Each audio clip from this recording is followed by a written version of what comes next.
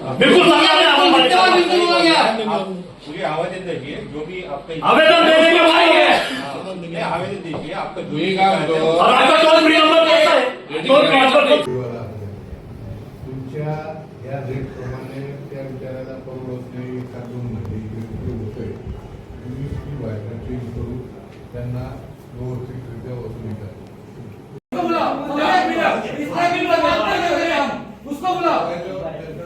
तुम्ही तुमच्या हातात नाही येणार.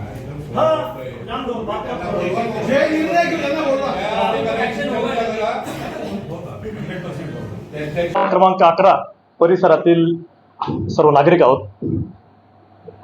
आम्ही मागच्या 2 ते 3 महिन्यापासून या MPSL कंपनीला निवेदनं दिली.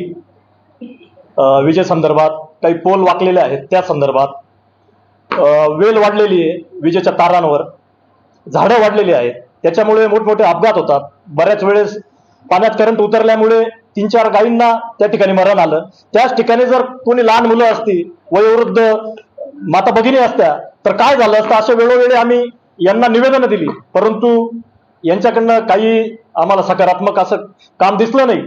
त्यामुळे आम्ही आज या ठिकाणी आंदोलनाच्या पवित्र्यात सर्व परिसरातील नागरिक आलेलो आहोत. 100% 5 मिनिटं जरी पाऊस आला की यांच्याकडनं 8 ते तास वीज गायब होते.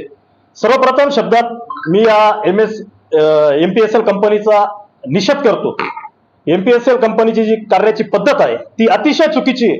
यांचा टोल फ्री क्रमांक बंद आहे, यांच्याशी कॉन्टॅक्ट होत नाही, ऑफिसला आल्यावर यांच्याकडनं उडवाउडीचे उत्तरे दिले जातात.